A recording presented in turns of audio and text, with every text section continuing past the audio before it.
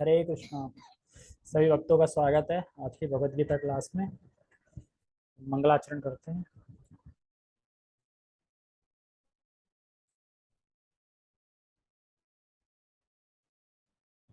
ओम अज्ञानतिमिरान्धस्य ज्ञानञ्जनशलाकया चक्षुरुन्मिलितं येन तस्मै श्रीगुरुवे नमः। श्रीचैतन्यमनोभीष्टं स्थापितं येन भूतले स्वयं रूपः कदा मह्यं ददाति स्वपदान्तिकम्। वन्देऽहं श्रीगुरो श्रीयुतापदकमलं श्रीगुरून् वैष्णवांश श्रीरूपं साग्रजातं सहगणरघुनाथान्वितं तं सजीवम् साधुवेतं सावधूतं परिजनसहितं कृष्णचैतन्यदेवं श्रीराधा कृष्णपादान् सहगणललिता श्रीविशाखान्विशां च। हे कृष्ण करुणा सिंधु दीनबंधु जगतपते गोपेश गोपिका कांता राधा कांता नमस्तुते। तप्त कांचना गौरांगी राधे वृंदावनेश्वरी वृषभानुसुते देवी प्रणमामि हरिप्रिये। वाञ्छाकल्पतरुभ्यश्च कृपा सिन्धुभ्य एव च पतितानां पावनेभ्यो वैष्णवेभ्यो नमो नमः। जय श्री चैतन्य प्रभु नित्यानंद श्री अद्वैत गदाधर श्रीवासादि गौर भक्तवृंद।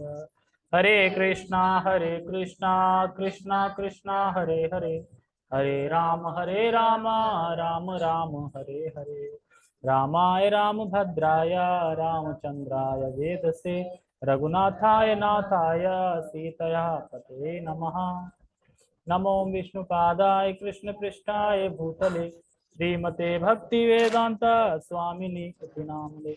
नमस्ते सारस्वते देवे गौरवाणी प्रचारिणे निर्विशेष शून्यवादी पश्चात देश तारिणे। हरे Krishna. Your internet connection is unstable.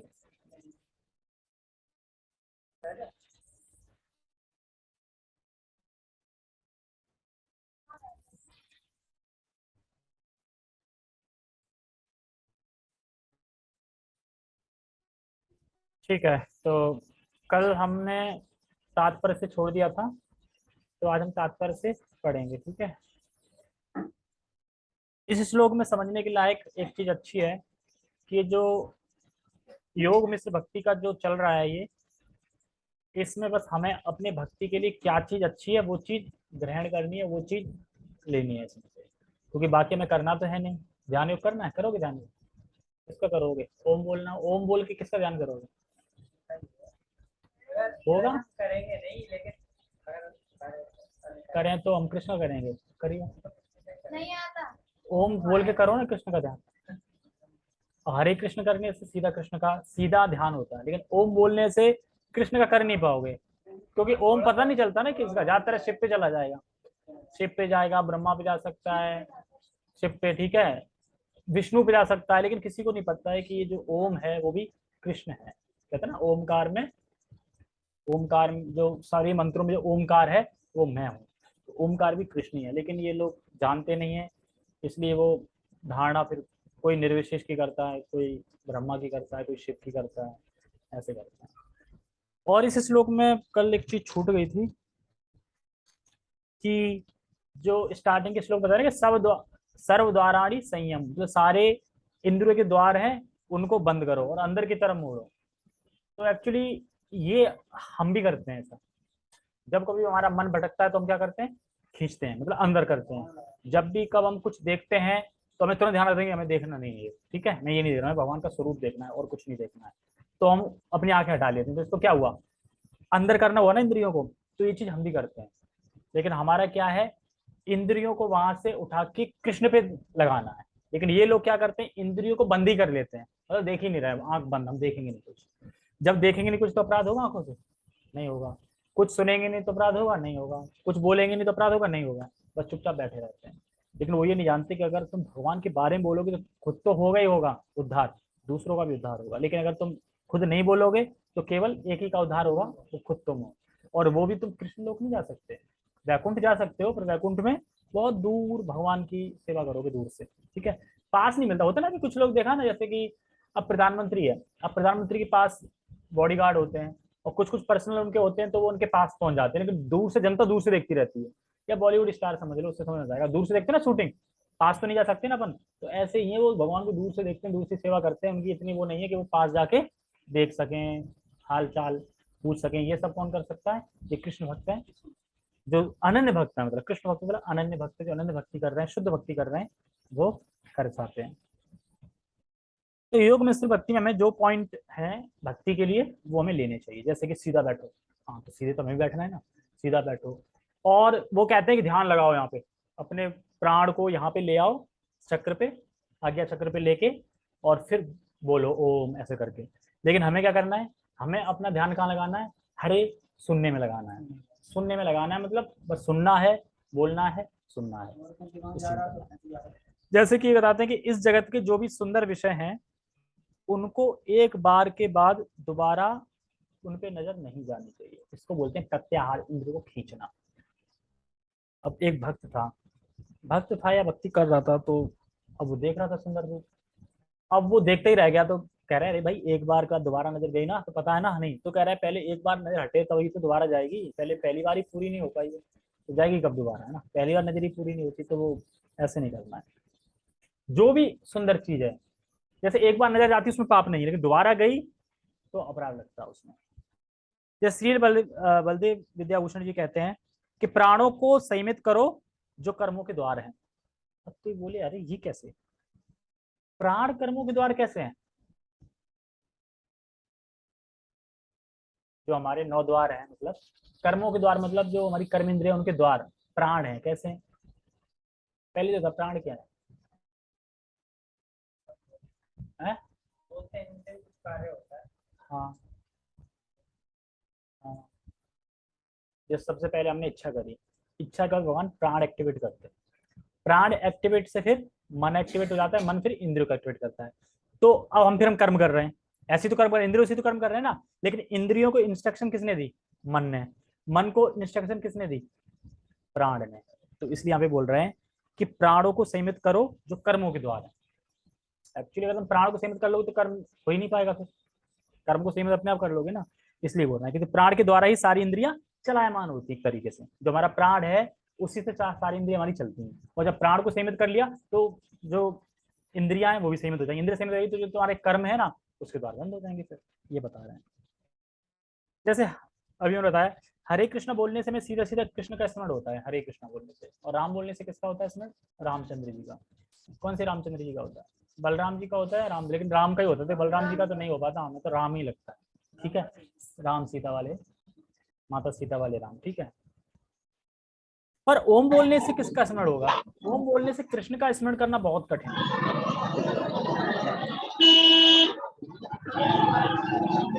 ओम बोलने से कृष्ण का स्मरण करना बहुत कठिन है।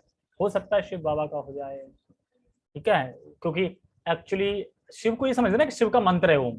ओम शिव का मंत्र नहीं है, ओम भगवान का मंत्र है, इसलिए वो हर चीजों में आगे लग जाता है। ओम नमः शिवाय मतलब शिव से पहले ओम लग गया, यानी पहले कृष्ण लग गए, विष्णु लग गए, उसके बाद ओम ब्रह्मा या ओम दुर्गा, मतलब जो भी मंत्र होते हैं ओम पहले लग जाता है। ओम पहले मतलब है कि कोई भी गलती हो तो भगवान तो पहले है, ठीक है, और भगवान ही पहले, भगवान का ही तो पहले मंत्र आएगा ना, तो इसलिए ये है, लेकिन अब समझ नहीं पाते, ठीक है।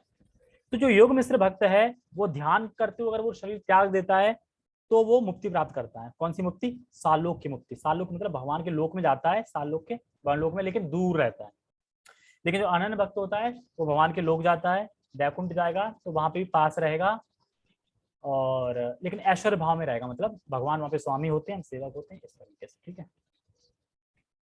सालोक प्राप्त होने पे हमेशा नहीं कि सेवा प्राप्त हो, मतलब सालोक प्राप्त होता है जिनको तो हमेशा नहीं कि सेवा प्राप्त हो, लेकिन जो इस धारणा पे हैं, क्योंकि अगर जो ये योग मिश्र भक्ति वाले हैं, अगर वो मुख्य तरह भक्ति है और योग का मिश्रण है तो हो सकता है कि सेवा का अवसर मिल जाए वैकुंठ में। लेकिन अगर मुख्यता क्या है? योग है और मिश्रित थोड़ी थोड़ी भक्ति है, तो वैकुंठ मिल सकता है लेकिन वहां पे सेवा नहीं मिलेगी। जैसे मान लो कि मेरा लक्ष्य तो भक्ति है ये, लेकिन मैं ना योग मिश्र मतलब थोड़ा मिश्रित कर लिया है मैंने, मतलब भक्ति में भी थोड़ा मिला लिया है कुछ, तो वैकुंठ ही जाएंगे। लेकिन जो मजा शुद्ध भक्ति में है कृष्ण के पास, कृष्ण के पास तो जाते ही मन एकदम प्रफुल्लित हो जाता है। कैसे? सोचते सोचते भगवान कैसे खेल रहे हैं गाँव के संग, है ना, ग्वाल वालों के संग, दुखी मचल्ला खेल रहा है, कहीं कुछ खेल रहा है, हार गए तो पीठ पे ले जा रहे हैं, वहां पे जाके ये सब कर रहे हैं, सब भैंस गाय चरा रहे हैं, फिर उसका टिफिन खोल लिए, फिर एक दूसरे का खा रहे हैं। ये सब चीजें कृष्ण के यहाँ हो रही हैं, ये वैकुंठ में नहीं होती। तो ये सब रस वहाँ कृष्ण के वहीं होते हैं। तो भक्त को सुख कैसे मिलता है? तो जब तक तत् सुखम सुखत्वम, ये बहुत जरूरी है। अगर एक भक्त तत् सुख सुखत्वम मतलब दूसरे के सुख से अगर वो सुख है, तो भक्त को पूरा पूरा सुख मिल पाएगा। अगर दूसरे के सुख से भक्त सुख नहीं है, तो वो पूरा सुख प्राप्त नहीं कर पाएगा। क्यों प्राप्त नहीं कर पाएगा? भाई दूसरे को अगर सुख मिल गया तो तुम्हें तो सुख नहीं मिल रहा ना, तो तुम्हें पूरा सुख कैसे मिल सकता है? जलन ज्यादा आ गई ना, दिक्कत ज्यादा आ गई। लेकिन तुम दूसरों के सुख से अगर सुखी होना सीख लो, तो फिर कभी फिर दुख कभी दिक्कत ही नहीं, फिर दुख कभी आएगा ही नहीं, सुख ही रहेगा। क्योंकि दूसरों के सुख से, मान लो कि आज मेरी लाइफ में दुख है, लेकिन हम दूसरों के सुख से सुख हो रहे हैं, तो दूसरे का तो सुख है ना, उससे सुख होगा, फिर दुख है ही नहीं। तो यही बता रहे हैं कि जो अनन्य भक्त होते हैं वो अपने सुख की चिंता नहीं करते, वो दूसरे के सुख में सुख रहते हैं और भगवान के सुख की चिंता करते हैं। और जब भगवान के सुख की चिंता करते हैं तो भगवान सुख उन पे थोप देते हैं। भगवान का जो सुख है ना, वो सुख भगवान भक्त पे थोप देते हैं कि तू तो अपना सुख चाहेगा नहीं, मेरा सुख की चिंता कर रहा है, मैं तुझे जबरदस्ती सुख देता, तो फिर भगवान जबरदस्ती सुख थोप देते हैं। तो ये एक्स्ट्रा कुछ बात थी जो कल रह गई थी। अब हम एक बार श्लोक उच्चारण करेंगे और फिर परपट पढ़ेंगे। परपट छोटे छोटे हैं, ज्यादा नहीं। सर्वद्वाराणि संयम्य मनोहृदय निरुध्य च मूढार्याध्यात्मना प्राणम अस्थितो योग धारणाम। ओम इत्येकाक्षरं ब्रह्म व्याहरान्मानुमस्मरन् यः प्रयाति त्यजन्देहम् स याति परमां गतिम्। इसका अनुवाद बता देता हूँ। सर्वद्वारिणी संयम, सारे इंद्रियों को रोककर या सारे इंद्रियों के द्वार बंद कर मनो हृदय निरुद्धचा, और मन को हृदय में स्थित करके आत्मा के कार्य में लगा के बाहरों की चीजों से हटा के मूर्धन धा यात्मना, और जो अपना जो आज्ञा चक्र है यहाँ पे प्राणों को स्थित करके, और ऐसे वो योग धारण करता है। ठीक है, आगे कह रहे हैं अच्छा वो बैठ गया, प्राण को स्थित कर लिया, धारण कर लिया, फिर क्या करता है? फिर क्या करता है? ओमित्येकाक्षरं ब्रह्म, और फिर जो ओमकार है, जो ब्रह्म को इंगित करता है ओमकार, उसको बोलता है। क्या बोलते हैं? मानु स्मरण, है ना, स्मरण करो मेरा, मानु स्मरण। तो व्याहारा नमा मनु स्मरण, तो वो बोलता है, क्या बोलता है? ओमकार बोलता है और स्मरण करता है मेरा, मतलब ओमकार बोलते हुए मेरा ध्यान करता है। यह प्रयाति तजन्देह, तो ऐसा व्यक्ति जब देह को त्यागेगा तो कहाँ जाएगा? सयाति परमाम गतिम, ऐसा व्यक्ति परम गति को प्राप्त करेगा। ठीक है, टेक्स्ट तो पढ़ लिया था, जल्दी जल्दी पढ़ देता हूँ फिर भी टेक्स्ट। हाँ, समस्त इंद्रिय क्रियाओं से विरक्ति को योग की स्थिति यानी योग धारणा कहा जाता है। इंद्रियों के समस्त द्वारों को बंद करके तथा मन को हृदय में और प्राण वायु को सर पर केंद्रित करके मनुष्य अपने को योग में स्थापित करता है। अच्छा, फिर क्या करता है योग में स्थापित करके? इस योगाभ्यास में स्थित होकर तथा अक्षरों के परम संयोग यानी ओमकार का उच्चारण करते हुए यदि कोई भगवान का चिंतन करता है और अपने शरीर का त्याग करता है, तो वह निश्चित रूप से आध्यात्मिक लोगों को जाता है। आध्यात्मिक लोग भी जाएगा, लेकिन सेवा नहीं मिलेगी, क्योंकि वो 4 प्रकार के रस है ना, दास साख्य माधुर्य, वो नहीं मिलते उसको। ठीक है, तात्पर्य इस श्लोक में बताई गई विधि से योगाभ्यास के लिए सबसे पहले इंद्रिय भोग के सारे द्वार बंद करने होते हैं। ये मैंने समझाया। सारे प्रत्याहार मतलब अपने इंद्रियों को खींचना होता है, भोगों से विरक्त करना होता है, इसको प्रत्याहार कहते हैं। तो सारे इंद्रियों को जो द्वार हैं उनको बंद करना होता है। यह प्रत्याहार अथवा इंद्रिय विषयों से इंद्रियों को हटाना कहलाता है ना। प्रत्याहार क्या होता है? इंद्रियों को इंद्रिय विषय से हटाना। जैसे आंख का विषय क्या है? रूप देखना, अच्छा, उसे हटा लेना। अब भक्त कैसे हटाएगा? और हटा के तुम हटा लोगे? हाँ, तो तभी तो ये जो है ना, ये नहीं कर पाएंगे ना कलयुग में। कहते हैं ना कि जो अजामिल था वो एक दृश्य से उसका पतन हो गया, और कलयुग में तो हर क्षण दृश्य है। तो सोचो कब तक बचाओगे अपने आप को। तो यह प्रत्याहार अथवा इंद्रिय विषयों से इंद्रियों को हटाना कहलाता है। इसमें ज्ञान इंद्रियों यानी नेत्र, कान, नाक, जीभ तथा स्पर्श को पूर्णतया वश में करके उन्हें इंद्र तृप्ति में लिप्त होने नहीं दिया जाता। मतलब जो भी हमारे कर्म इंद्रियां, कान, नाक, जीभ, इनको ऐसा नहीं का भोग में लग गई है, तो भोग से हटा के इंद्र तृप्ति में लिप्त नहीं होने दिया जाता। इस प्रकार मन हृदय में स्थित परमात्मा पर केंद्रित होता है और प्राण वायु को सर के ऊपर तक चढ़ाया जाता है। इसका विस्तृत वर्णन छठे अध्याय में हो चुका है। छठे अध्याय में भगवान ने बताया था ना, छठे अध्याय के लास्ट श्लोक में क्या बताया था, योगी नाम अपि सर्वेशाम, यानी जो भगवान के परायण है, जो भक्त पूरी पूरी तरह मेरे प्रति परायण है, वो सही है। मतलब छठवें के लास्ट में बोला था ना, जो मेरे तरफ, जो बिल्कुल मेरे पे निर्भर है, मेरी तरफ परायण है, वो श्रेष्ठ है, ये बताया। और सातवें में क्या बताया लास्ट में, सातवें में लास्ट में बताया था कि जन्म मृत्यु के चक्र से भी छूटना चाहता है, वो भी अच्छा है, क्योंकि उदार बुद्धि वाला है और पुण्य है, पुण्य आत्मा है कि मेरे पास ही आया है वो, लेकिन वो अनन्य भक्त नहीं। ठीक है, हाँ, मतलब वो भी जन्म चक्र मृत्यु से छूटना चाहता है ना, ये चाहता है। ये भक्त कुछ नहीं चाहता, कहीं भी रखो, बस आपकी सेवा होनी चाहिए।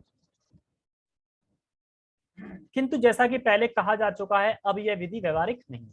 तो जो विधि बताई, छठवें अध्याय में बताई थी, अभी थोड़ा बता रहे हैं, ये व्यवहारिक नहीं है। व्यवहारिक मतलब कि हम कर ही नहीं पाएंगे।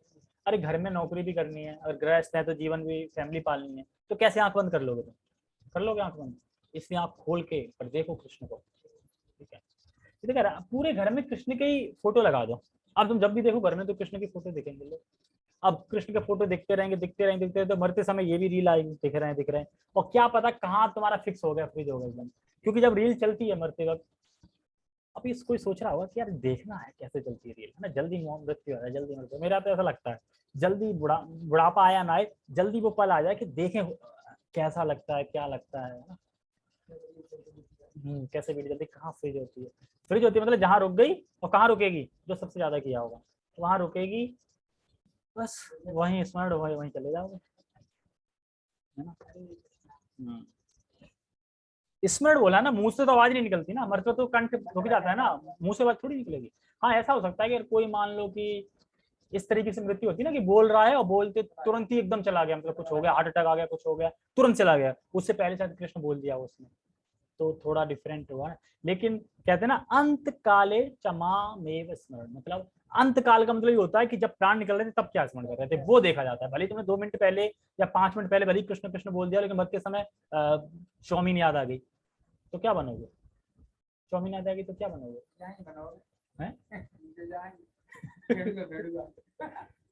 ऐसे कुछ भी बन सकते हैं, चाउमीन क्या याद आ गई तो। या अगर ये इच्छा की चाउमीन खानी है, तो चाउमीन खाने के लिए कौन से शरीर में तुम चाउमीन सही से खा सकते हो, वो मिल जाएगा। या हो सकता है कि तुम्हें चाउमीन का ही व्यापार मिल जाए, तुम चाउमीन ही का खोल दिया ठेला तुमने, कुछ भी हो सकता है वो, इसमें कह नहीं सकते। हाँ ठीक है, तो सबसे उत्तम विधि फिर क्या है? ये तो है नहीं, व्यवहारिक नहीं, क्या उत्तम विधि फिर क्या करना चाहिए? लेट के सो जाओ, ये विधि सही है। कृष्ण भावनामृत विधि। यदि कोई भक्ति में अपने मन को कृष्ण में स्थिर करने में समर्थ होता है, तो उसके लिए अवचलित दिव्य समाधि में बने रहना सुगम हो जाता है। तो फिर वो दिव्य समाधि में सुगम हो जाता है उसके लिए। कैसे? देखो, हम ये सब क्यों सुन रहे हैं? आखिर हमें करना तो है नहीं, क्यों सुन रहे हैं फिर हम? ताकि हमें ये पता चले कि क्या क्या चीज प्रमाणिक है और कौन सी विधि व्यवहारिक है, कौन सी विधि व्यवहारिक नहीं है, हम किस पथ पे चल रहे हैं, क्या हम सही पथ पे चल रहे हैं कि नहीं चल रहे हैं, ये सब की जानकारी होनी चाहिए। मान लो किसी तुम बस स्टैंड पे गए, बस डिपो पे गए, पता तो होना चाहिए कौन सी बस कहाँ जा रही है। ऐसा नहीं कि सारी बसें वहीं जा रही, किसी में बैठ जाओ वहीं पहुंचेंगे, चंबल नदी में पहुंचेंगे, उसमें सब गिर रही है बस, ठीक है, वहीं पहुंचेंगे वहीं। तो ऐसा पता नहीं, पता होना चाहिए कि कहाँ जा रही है, तभी तो हम बैठेंगे ना राइट बस में। तो इसलिए हमें समझना जरूरी है, ताकि हम कभी भ्रमित ना हो पाए। तो एक प्रश्न किया था इस पे कि जो वैकुंठ में व्यक्ति का क्या रोल फिक्स नहीं होता? कहते ना किसी न किसी का सबका रोल है, मतलब किसी न किसी का मतलब जो स्वरूप है वो है वहाँ पे। तो क्या मतलब जो ये ध्यान योगी, जो योग मिश्र भक्त जो लोग हैं, क्या उनका स्वरूप फिक्स नहीं है? मतलब कि मतलब ये वहाँ, तो इस पे आंसर दिया कि हमारे कर्मों में और हमारे जीवन में सबसे बड़ा रोल तो भगवान का है। एक्चुअली करते तो सब भगवान ही ना, सबसे बड़ा रोल भगवान का है।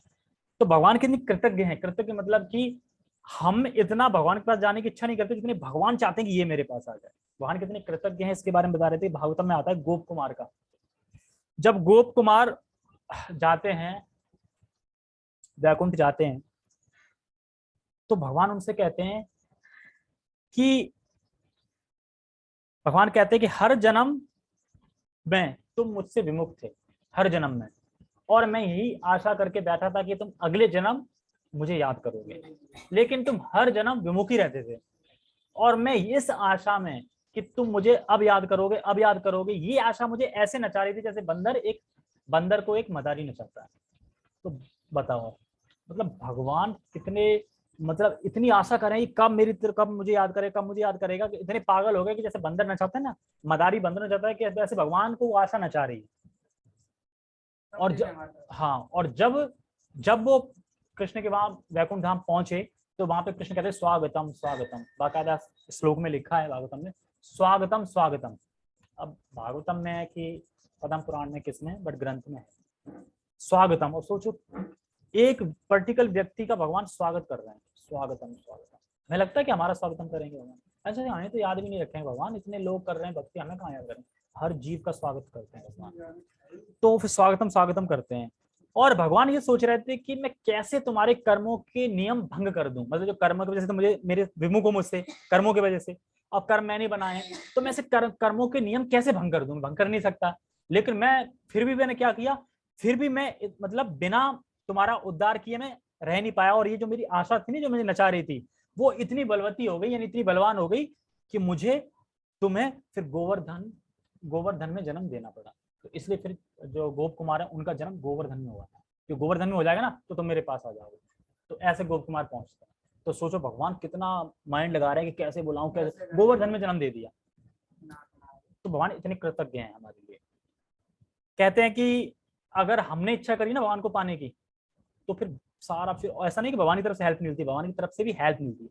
जब इधर कोई भगवान की भक्ति करता है, तो वैकुंठ में भगवान कहते हैं कि फलाना फलाना मेरे भक्त भक्ति कर रहा है, जाओ और तुम उसकी हेल्प करो, गुरु के रूप में, किसी के रूप में भी हेल्प करो मेरे पास लाने की। तो भगवान की हेल्प करते हैं, भगवान की तरफ से हेल्प हमेशा चालू है, बस हमें थोड़ी इच्छा करनी है, हमें थोड़ा प्रयास करना है। तो कोई अगर मिश्र भक्त है तो ऐसी साधना क्यों मिल रही है पता नहीं, पर यही कह सकते हैं कि हमारा स्वरूप फिक्स है, तो उसी तरह भगवान प्रेरित करते हैं, क्योंकि स्वरूप फिक्स है उसका, तो उसी तरह प्रेरित करते हैं कि तुम योग मिश्र भक्ति करो। यही अंडरस्टैंडिंग समझ सकते हैं। ठीक है, दूसरा पर्वत देखते हैं। यहाँ स्पष्ट उल्लेख हुआ है कि ओम ब्रह्म तथा भगवान कृष्ण परस्पर भिन्न नहीं है। ओम कृष्ण की निर्विशेष ध्वनि है, लेकिन हरे कृष्ण में यह ओम सन्निहित है। मतलब अगर हम हरे कृष्ण कर रहे हैं तो अलग से कोई मंत्र करने की जरूरत नहीं है, सन्निहित है। इस युग के लिए हरे कृष्ण मंत्र जबकि स्पष्ट संतुष्टि है। अतः यदि कोई हरे कृष्णा कृष्णा कृष्णा हरे हरे, हरे राम राम राम हरे हरे, इस मंत्र का जप करते हुए शरीर त्यागता है, तो वह अपने अभ्यास के गुणानुसार आध्यात्मिक लोकों में से किसी एक लोक को जाता है। लोक में बहुत सारे लोक हैं, वैकुंठ लोक, साकेत लोक, नरसिंह लोक, वामन लोक, जनार्दन लोक, ठीक है, बहुत सारे लोग हैं वहां पे, ऐसा नहीं। और वैकुंठ के सारे लोग वृंदावन के एक कोने में स्थित है। तो सोचो वृंदावन कितना बड़ा होगा। तो वृंदावन जो लोक है, जो धाम है, गोलोक धाम है जो, हाँ गोलोक धाम जो है ना, जो शाश्वत गोलोक धाम है जो, वो धाम इतना बड़ा है कि जो वैकुंठ है ना सारे, वो एक कोने में पड़े। सोचो फिर गोलोक धाम कितना बड़ा होगा, वैकुंठ लोग एक कोने में पड़े, इतना स्पेस है, स्पेस की वहां कमी नहीं। ठीक है, तो किसी एक लोग को जाता है, इसका मतलब है कि अभ्यास और गुणों के अनुसार क्या उसकी लालसा रही है, मतलब क्या उसने अभ्यास किया है, क्या उसकी लालसा है जाने की, फिर वो हरे कृष्णा कर रहा है तो उसके साथ जाएगा। मान लो हरे कृष्णा कर रहा है पर लालसा है विष्णु, तो वो वैकुंठ जाएगा, विष्णु लोक में, ठीक है। और हरे कृष्णा कर रहा है, लालसा है राम की तरफ, तो वो साकेत धाम जाएगा। लेकिन जिसकी लालसा कृष्ण में है वो कृष्ण लोक जाएगा। इस तरीके समझ सकते हैं। जब हम भगवान को प्राप्त करना चाहते हैं तो उधर से भी हेल्प मिलती है, ये मैंने बता दिया, ठीक है। कृष्ण के भक्त कृष्ण लोक या गोलोक वृंदावन को जाते हैं। आगे ना, कृष्ण के भक्त कहाँ जाते हैं, कृष्ण लोक या गोलोक वृंदावन को जाते हैं। ये वृंदावन अभिन्न है, जो ये वृंदावन दिख रहा है ना, वो वृंदावन ये वृंदावन एक ही है, सारे कुछ समाया इसी वृंदावन में, लेकिन हमें अभी दिखता नहीं। सुगुणवादियों के लिए आध्यात्मिक आकाश में अन्य लोक हैं जिन्हें वैकुंठ लोक कहते हैं, किंतु निर्विशेषवादी तो ब्रह्म ज्योति में ही रह जाते हैं। जो निर्विशेषवादी है वो कहाँ तक रह जाते हैं, बस यही है, इसके ऊपर कुछ नहीं, कुछ नहीं, फिर वो निराकार निराकार चल जाते हैं। तो जो निर्विशेषवादी जो रोशनी पे ध्यान करते हैं सही से, जो मतलब करके, तो वो फिर वहीं तक पहुंच पाते हैं। ठीक है, तो किसी ने क्वेश्चन किया कि अंतर क्या है वैकुंठ और गोलोक धाम में। वैकुंठ में और गोलोक धाम में अंतर क्या है? तो अंतर ये है कि जैसे मान लो एक किसी भी देश का एक मान लो कोई राष्ट्रपति है या प्रधानमंत्री है, तो बहुत पावरफुल होता है प्रधानमंत्री, सब डरते हैं उससे कि कहीं एक आदेश दे दिया कि यहाँ पे बटन दबा दो, भस्म कर दो, तुरंत कर देंगे, इतना कंट्रोल होता है ना प्रधानमंत्री को। तो जब प्रधानमंत्री से एक व्यक्ति मिलने गया तो उसका चपरासी बोलता है कि अभी आप मिल नहीं सकते, अभी प्रधानमंत्री बहुत बड़ी मीटिंग में है, अभी नहीं मिल सकते। तो वो खड़ा रहा सोचता मीटिंग में, तो कह रहे ऐसी क्या मीटिंग है, मैं भी देखूँ। जब वो झांक के देखता है उसमें से कीज के हॉल में से, तो देखता है कि प्रधानमंत्री अपने पोते को कंधे पे बिठा के चल मेरे घोड़े टुक टुक टुक खेल रहे हैं और मजे ले रहे हैं। तो ये महत्वपूर्ण काम कर रहे हैं। तो वैसे प्रधानमंत्री से पूरा दुनिया डर रही है, मतलब ठीक है ना, और वो खुद उस पर बिठा के रखे। तो यही फर्क है, जो पूरी दुनिया डर रही है वो है विष्णु फॉर्म, और जो वो टक टक घोड़े घुमा रहे हैं वो है कृष्ण फॉर्म। तो आप हमें बताओ फिर वैकुंठ लोक में और कृष्ण लोक में यही फर्क है, ठीक है। और बताते हैं जैसे कि यहाँ भगवान की दूर से ऐश्वर्य भाव से सेवा होती है जो वैकुंठ लोक है, और कृष्ण लोक में क्या है, और यहाँ भगवान के कंधों पे चढ़ जाते हैं, हट तो यही आया है, क्या है गौवा चराने वाला चोर, ये वो कुछ भी बोल देते हैं। तो कृष्ण वाला हंसते रहते हैं, चोरी करते रहते हैं, माखन चुराते रहते हैं, ये सब करते रहते हैं, बोलते रहते हैं कि मुझे भाव नहीं दे रहे, गोपियों के कपड़े चुराते रहते हैं, कुछ करते, ये सब लीलाएं करते हैं। क्योंकि लीला हम सुनेंगे, जब हमारे हृदय में लीलाएं जाएंगी तब हमारा हृदय शुद्ध होगा, तब हम पहुंच पाएंगे। अब भगवान कुछ लीलाएं नहीं करे, मान लो भगवान आए ही ना, लीला ही ना करे, तो हम किसका ध्यान करेंगे, कौन सी लीला का ध्यान करेंगे, कोई है ही नहीं ध्यान करने वाला। कुछ कहने के लिए तो होना चाहिए, कुछ कहने के लिए है ही नहीं। तो कृष्ण विष्णु यही है। तो कृष्ण की बाल लीला दामोदर लीला, जबकि सर्व कारण कारणम है, जैसे जब बांध देते हैं तो बन जाते हैं, ऐसे कर बंधे आराम से, ये नहीं कि हाथ से खोल लें, क्यों डर है ना यशोदा का, फिर डंडा लेके आ जाएगी, पता चले फिर हाथ ही बांध देगी, अभी तो हाथ तो खुलेगा कम से कम, हाँ खुजली उजली मचेगी तो खुजा लूंगा, हाथ ही बंद गए फिर। तो इस तरीके से वो बाल लीला करते हैं, और बाल लीला बहुत वो है उनकी।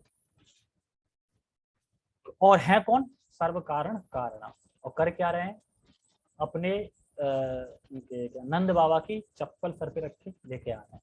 अब बता भगवान कैसे कर रहे हैं, अर्जुन के सारथी बने हुए हैं ना, लात खा रहे हैं। तो भगवान कितने कृतज्ञ हैं, ठीक है। ओके, तो हरे कृष्णा। जगत गुरु शील प्रभुपाद की जय, श्रीमद् भगवद गीता की जय, निताय निताय गौर प्रेमानंदे, हरि हरि बोल, हरि बोल। हरे कृष्णा।